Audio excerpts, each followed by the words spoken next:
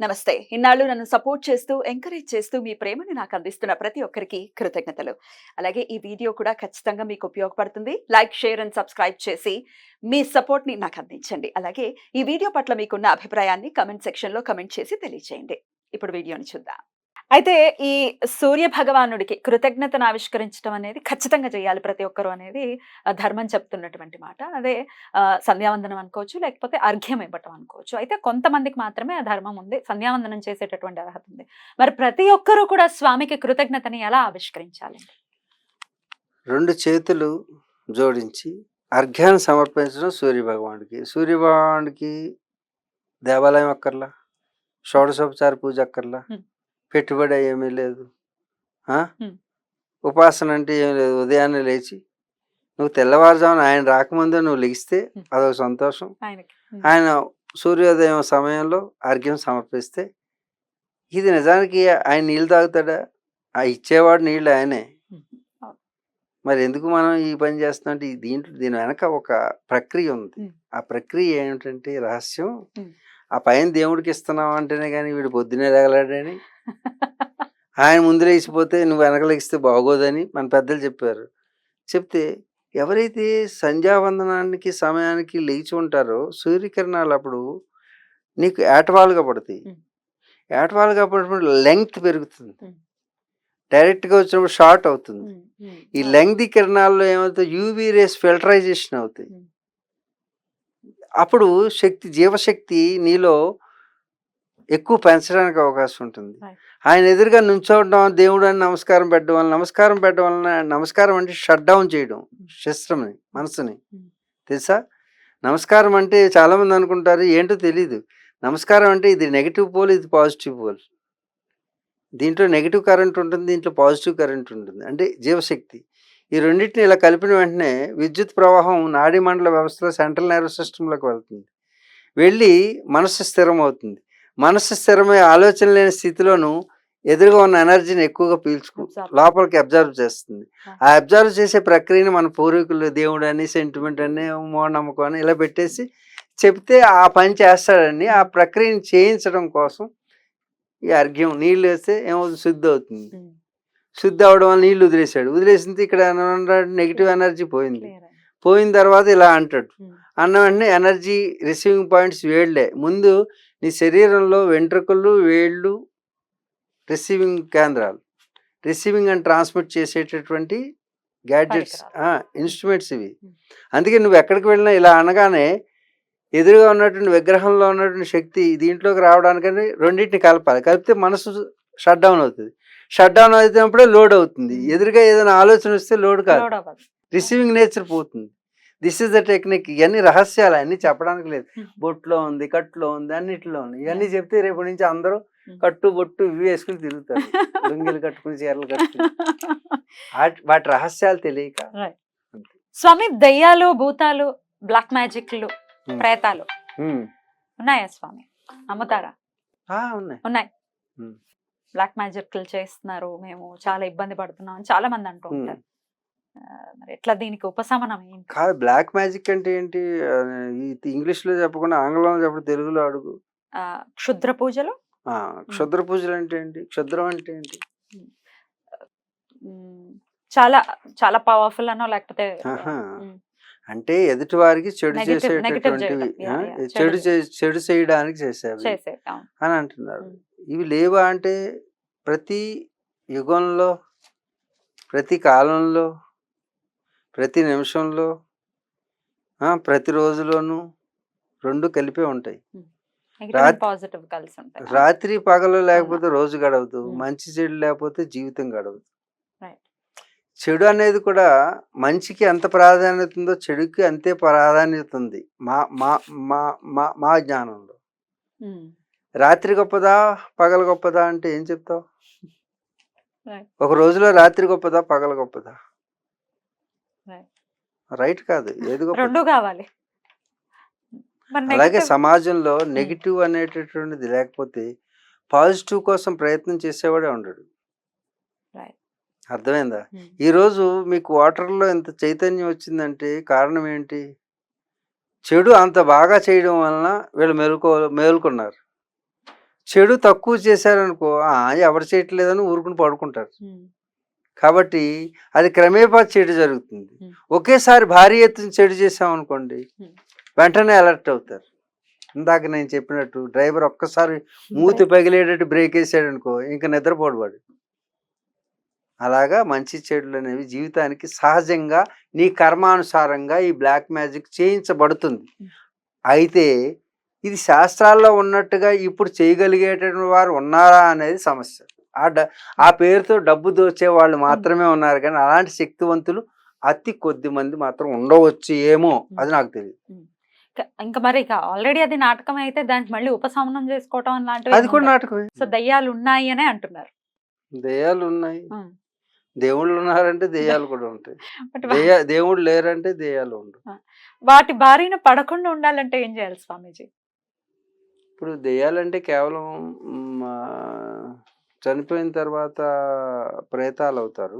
అంటే ఈ శరీరం ఉండదు కాబట్టి భూత, ప్రేత, పిశాచ, దెయ్యాలు ఇవన్నీ కూడా మనుషుల్లో క్వాలిటీస్ ఉంటే వాటిల్లో కూడా according to their Sanskar it become and behaviour, attitude, characters అవన్నీ కూడా వాటిల్లో కూడా ఉంటాయి. అది ఏం లేదు, శరీరం లేనటువంటి మనుషులు అనుకో. There was a recorded samskara is there. According to the samskara, they become act. They act according to their samskara. దెయ్యాలు ఉంటాయి. ఉన్నాయి. మనల్ని హర్ట్ చేస్తాయా? ఇప్పుడు 10 మంది ఆడవాళ్ళు ఉన్నారు, ఒకళ్ళు హర్ట్ చేసేవాళ్ళు ఉంటారు, కొందరేమో హగ్ చేసేవాళ్ళు ఉంటారు, కొందరేమో అలాగే వాటిలో కూడా యాటిట్యూడ్ వాళ్ళ యొక్క మానసిక స్థితిని బట్టి ఉంటుంది. దెయ్యాలకు మనసు ఉంటుంది కదా, అక్కడ కూడా మనసు గేమ్ ఉంది. శరీరం ఒకటే లేదు, అంటే ఫిజికల్ బాడీ లేదండి. దెయ్యం అంటే ఏం కాదు, మనమే. సరైన సంస్కారాలు చేయకపోతే దెయ్యంగా మారేటటువంటి పరిస్థితి ఉంటుందా? సంస్కారం ఇప్పుడు నువ్వు అమెరికా వెళ్తున్నావు, న్యూ టెరైన్. నీ టెరైన్ కాదు, it's your own terrain, is not there. ఈ టెరిటేరియన్ ఎప్పుడైతే నువ్వు మారావో, ఆ టెరిటేరియన్లో ప్రవేశించినప్పుడు నీకు వీసా కావాలి, ఆ దేశం అనుమతి కావాలి. అనుమతి లేకుండా అమెరికాలో ప్రవేశించిన వాడికి ఏం చేస్తారు? అదే జరుగుతుంది. ఇప్పుడు అనుమతి అనేటువంటిది పిండ ప్రధానమైనది. అది జరగాలి. పిండాలు అనేవి అనుమతి, అంటే గేట్ పాస్ లాంటివి. అప్పటి వరకు మనిషిగా ఉన్నప్పుడు ఇవన్నీ తెలియదు. ఏవి ఈ పిండాలు ఇవన్నీ మూఢనమ్మకాలు అనుకుంటారు. చచ్చిన తర్వాత తెలుస్తుంది పిండం యొక్క అవసరం ఏమిటో. పిండ ప్రదానం చేయకపోతే ఏమవుతుందంటే గేట్ పాస్ దొరకదు. అంటే గేట్ పాస్ అంటే ఊర్ధ్వలోక గతి ప్రాప్తించడానికి అవసరమైనటువంటి ఒక లేయర్ అనమాట. ఇప్పుడు నేను ఇక్కడ కూర్చుని ఆశ్రమంలో ఏం జరుగుతుందో సరిగ్గా చూస్తూ ఉంటాను. ఇక్కడ కూర్చుని చూస్తూ పలానా వస్తువు ముట్టుకుంటే నాకు వెంటనే ఫోటోలు తీసి గోల్ చేస్తుంది నా ఫోన్, అక్కడ ఎవరో ముట్టుకున్నారు. ఎలాగా తెలిసింది నా ఫోన్కి నాకంటే, అక్కడ నేను ఒక డిజిటల్ గీత గీసాను దాని మీద ఇక్కడి నుంచి. ఇప్పుడు నువ్వు ఉన్నావు, నిన్ను ఎవరైనా ముట్టుకునేసరికి నా ఫోన్ గోల్ చేస్తుంది, నీ మీద గీత గీస్తాను దీంట్లో. అర్థమవుతుందా? నా పలానా వస్తువు మీద ముట్టుకున్నాడంటే నా ఫోన్ గోల్ చేసి ఫోటోలు తీసి నాకు అర్జెంట్గా అలర్ట్ చేస్తుంది. ఒక ఫోనే నేను ఇక్కడి నుంచి గీత గీస్తే అది చేయగలిగితే ఈ ఈ యొక్క ఆత్మ ఎన్ని చేయగలుగుతుంది? అలాగే ఈ పిండం అనేటటువంటిది అలా పనిచేస్తుంది అనమాట. అంటే ఒక డిజిటల్ గీతే ఇంత ఇలా చేస్తుంటే, ఒక మనిషి చేసినటువంటి మంత్రతంత్ర ప్రయోగం వలన సోల్స్ ఎలాగా ఊర్ధ్వగతిని ప్రాప్తిస్తాయో అది చస్తే తెలుస్తుంది మీకు. ఈ సైంటిస్టులకి చావకుండా తెలియదు. ఒకవేళ ప్రాక్టీస్ చేసి తెలుసుకోవాలంటే చావాలి. చచ్చిన తర్వాత ప్రాక్టీస్ స్వామీజీ. అందుకు సైంటిస్ట్ చావకుండానే తెలుసుకుంటారు. సో ఖచ్చితంగా సంస్కారాలు అనేది అందుకే వాటి పేరు శ్రాద్ధ విధులు. శ్రాద్ధ విధులు అంటే శ్రద్ధతో విధిగా తప్పనిసరిగా ఆచరించాల్సినటువంటి ధర్మం శ్రాద్ధ. మరి పూడ్చిపెట్టేటటువంటి పరిస్థితులు ఉంటే గనక ఏంటి వాళ్ళ పరిస్థితి? ఇంకింతేనా? పూడ్చిపెట్టడం ఏంటి? ఇప్పుడు దహన సంస్కారం అగ్నికి ఆహుతి చేయకుండా పూడ్చిపెట్టేటటువంటి మమ్మల్ని పూడ్చే పెడతారు యోగుల్ని. ఈ రోజు పంచభూ ఉమ్, పంచభూతాల్లో దాంట్లో పాంచభౌతిక శరీరం కలవటం కల్పం. కావాలి. ఓకే. అగ్నికి ఆహుతి చేయడం అంటే మామూలు శరీరాలు అగ్నికి ఆహుతి ఏం చేయాలి? జబ్బులతో రోగాలతో చస్తారు. దానికి పరిష్కార మార్గం అగ్నిలో తగలబడితే అన్ని ఒక్కసారి పోతుంది. బ్యాక్టీరియా అంతా పోతుంది. పోతుంది. ఇది లౌకిక అలౌకికమైనటువంటి రెండింటికి సమాధానం చెప్తుంది అగ్ని. Right. కానీ Mm. భూమిలో బాధపడితే వాడికి ఎన్నో రోగాలు ఉంటే ఆ రోగాలు వ్యాప్తి చెందే అవకాశం ఉంటుంది. ఉంటుంది. అంచేత భూమిలో పెట్టే సంస్కారం భారతీయ సంస్కృతిలో లేదు. ఉమ్, ఎవరికి ఉందంటే యోగులకు మాత్రమే సమాధి చేస్తారు. ఉమ్, యోగులు సమాధి ఎందుకంటే వాళ్ళని సమాధి భూమిలో పాతి పెడతారంటే వాళ్ళ వలన ఎటువంటి శారీరకమైన ట్రబుల్స్ ఉండవు. ఉమ్, అంతేకాకుండా శరీరం అక్కడ ఉన్నంత కాలం కూడా యోగిక శక్తి అక్కడ ఉంటుంది కాబట్టి లోకానికి మంచి చేస్తుంది. ఉమ్, right. అంచేత యోగులకు మాత్రం సమాధి ఉంటుంది. ఉమ్, అలాగే మిగతా వాళ్ళకి ఇంత లోపల సైన్స్ శాస్త్రీయత తెలియదు కాబట్టి ఉమ్, వాళ్ళకి తగలబెట్టేటటువంటి ధనం కూడా లేదు. ఉమ్, మిగతా దేశాల్లో ఉమ్. తగలబెట్టాలంటే అంటే అగ్నికి ఆహుతి చేయాలంటే బోల్డు సమిధులు కావాలి. కావాలి. సమిధులు కావాలంటే ధనవంతులై ఉండాలి. ధనవంతులైనటువంటి దేశాలు లేనటువంటి సంస్కృతి కలిగినటువంటి దేశాలు కాబట్టి వాళ్ళు ఇంకేం చేయలేక కప్పెట్టడం నేర్చుకుని పూడ్చిపెట్టడం నేర్చుకుని. ఓకే. అంతేగాని వాళ్ళు గొప్పవాళ్ళు కాదు, ఉమ్. మన అంత సంస్కారం ఉన్నవాళ్ళు కాదు. అది స్వామీజీ, జ్యోతిష్యాన్ని నమ్మచ్చా? జ్యోతిష్ శాస్త్రాన్ని నమ్మచ్చు. జ్యోతిష్యులు నమ్మాలా లేదా అనేది ప్రశ్న. మరి ఎలా నమ్మాలి? శాస్త్రం ఆ. ఎప్పుడు కూడా శాసనాత్ ఇది శాస్త్ర. శాస్త్రం అనేటటువంటిది ఏదైతే ఉందో దాంట్లో ఏమీ దోషం ఉండదు. శాస్త్రంలో దోషం ఉంటుంది.